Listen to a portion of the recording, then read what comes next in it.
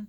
So this week we were asked to look at the American Historical Imprints database and pull a couple of different sources on things that would be good to teach in an early American or colonial history class for like the survey classes.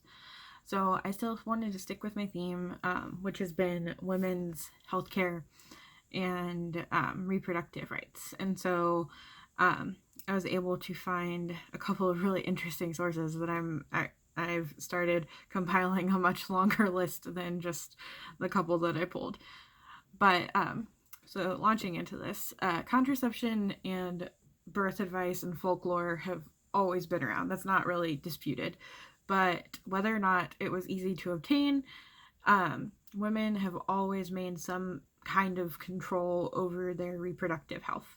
So in the 1700s and the 1800s, women discovered that they needed to breastfeed their babies for about 2 years.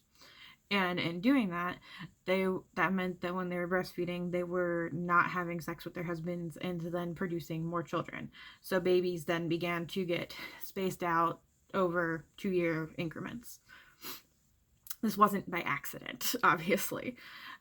Historians have noted this and looked at this, but so women decided these things, and even though there was very little knowledge on the reproductive processes and the human body in general, because those are still the days where the body needed to be in balance of the four humors. So you had blood, phlegm, black bile, and yellow bile.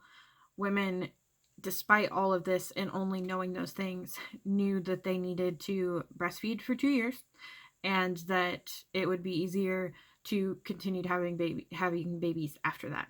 And this is something that just continued to be passed down from generation to generation.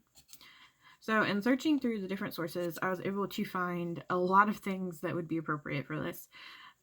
One of the things that I thought might enhance a class, a survey course, because it would give people just a little bit, maybe one day of a little bit of a different topic, looking at healthcare and things like that in this country early on.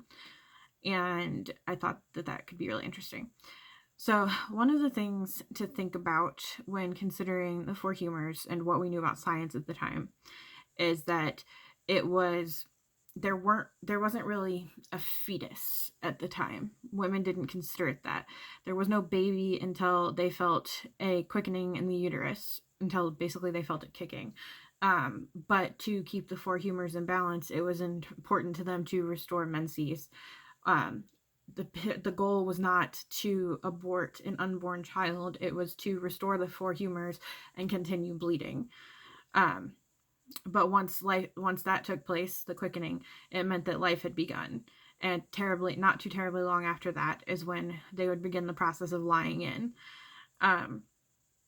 It was considered necessary, according to one of the sources that I found, from a 1694 publication.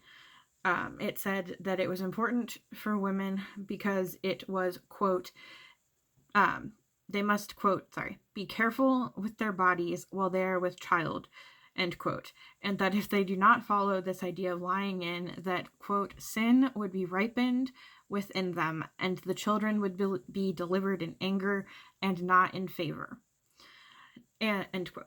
So that was kind of really powerful, and also being written by a man who was not a scientist or a doctor. But it was just his overview of what it meant to be lying in and how important that was to the birthing process. In another document that I found that was published in 1810, it said that women should be moving around, that lying in should not be the process, that it was important for the baby and the woman, and that following the rules does not mean that, quote, such dangers do not beset the state of pregnancy, for facts are not to be denied, and it is certainly the fact that thousands have perished by want of caution or care in such times, end quote.